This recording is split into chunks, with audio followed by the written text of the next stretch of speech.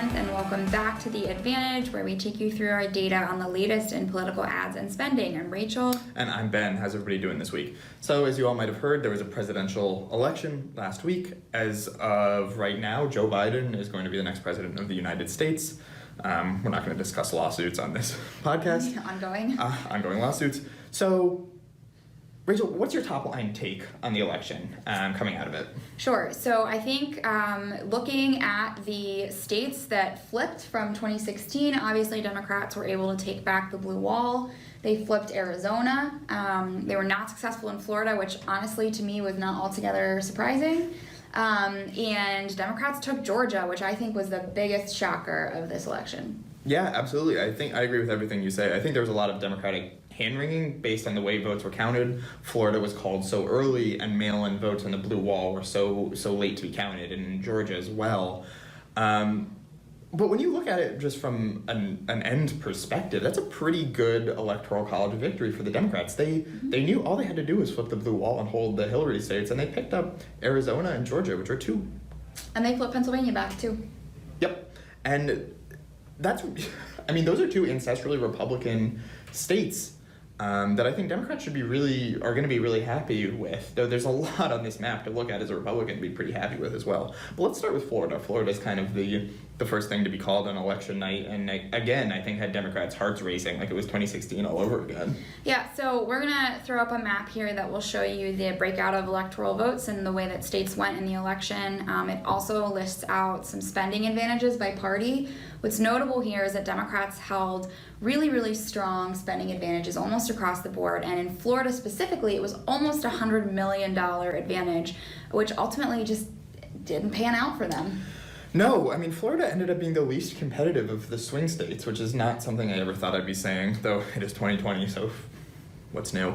But the Biden campaign had a really large spending advantage, but it really came down to Trump making huge gains in Miami-Dade, in Spanish-speaking parts of the state. Well, Biden had very small gains in some of the northern parts of the state, but it wasn't enough to offset that.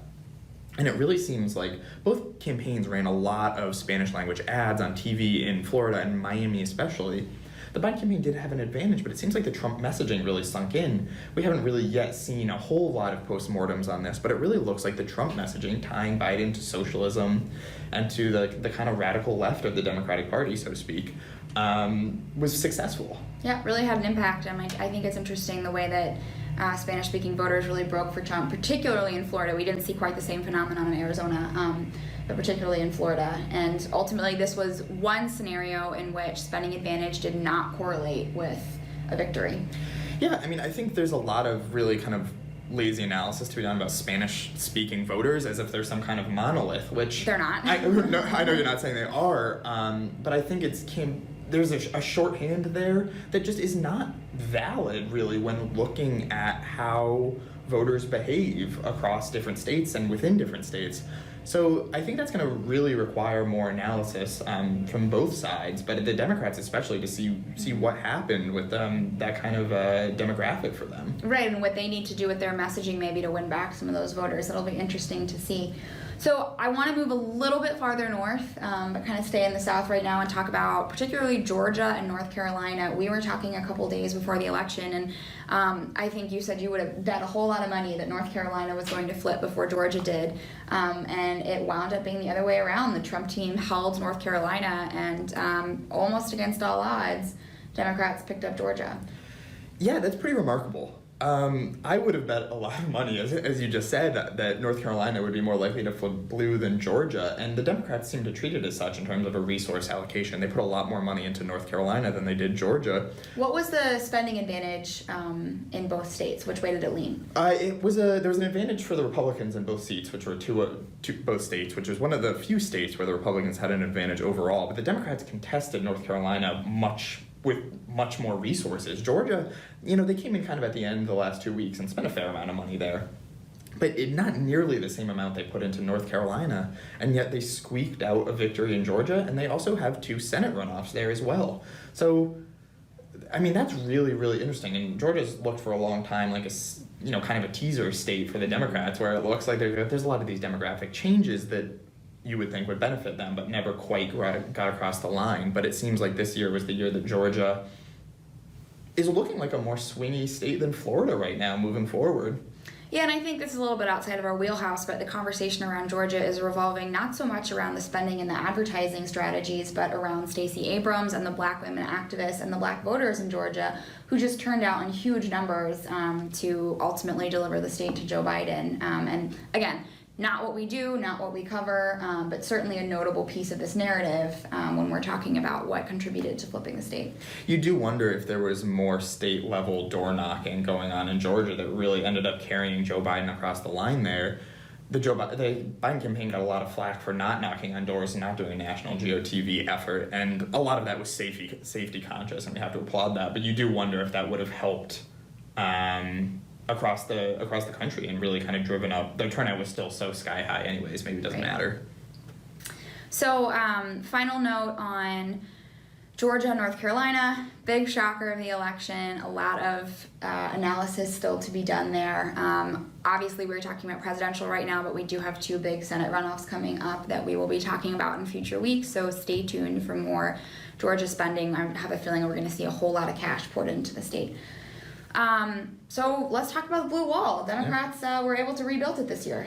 Just barely. I mean, I think the main takeaway here is that the Biden campaign did a good job of not taking these states for granted. When there were polls, they were showing him up 7. That ABC poll had him up 17 in Wisconsin 2 weeks before the election. Which never indicative of the reality on the ground. which was never plausible, but the polling average was 8, 9, 10 points, and he ended up winning. He's going to end up winning by less than he's probably going to win in Michigan and in Pennsylvania. So there's really a lot to be looked at there. But ultimately, it doesn't matter how much you win by. Right, as long as you win. As long as you win, and the Biden campaign was able to do that. And a lot of the demographic shifts that we saw in the suburbs and among white working class voters really helped the Biden campaign here. Mm-hmm. The sky high turnout amongst those groups did also hurt him. So there's a lot of interesting factors at play there. And in terms of the money, Democrats had an advantage. They spent a lot of time and a lot of resources on the blue wall. We saw that in the amount of money they poured in, the number of ads that they aired in those states. And we did start to see in the final month or so of the election a shift in the Trump campaign strategy, moving farther south, trying to focus on holding their southern states, Sunbelt states. And I think it just left enough of a gap that Democratic money had a chance to go to work and ultimately deliver for the Democrats. Yeah, America First put in a lot of work in those states, but I think when you are looking at these kind of margins, you do wonder if one last really concentrated burst kind of would have been enough to get them across the line, or maybe a little bit of a longer, slower burn. But it's not like they gave up on those states. They did. No, and I didn't mean to make it sound that way.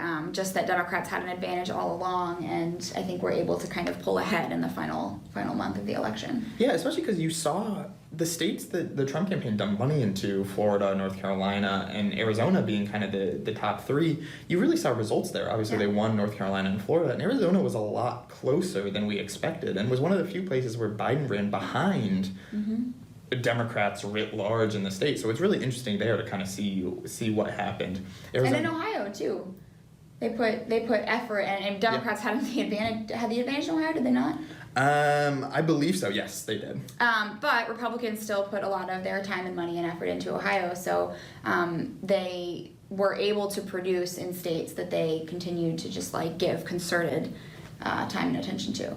Yeah, absolutely. I think there's going to be a lot of postmortems about how the green wave, so to speak, didn't really translate to a blue wave. But I think when you really break it down at the state-by-state level, you really do see movement. When the campaigns were coming in and out of states, you really do see over a couple of weeks, you see those numbers move in terms of polling and then ultimately results. And what will be really interesting, and we will dedicate a whole other episode to this, so we won't go into too much detail today, but the top of the ticket looks a little bit different than what happened farther down ballot. And the money that Republicans put into states to flip a couple House seats, to hold the Senate, to hold state legislatures, that's not nothing. That is pretty significant, especially when we talk about the Biden administration trying to enact some of their agendas and what that's going to look like across the states.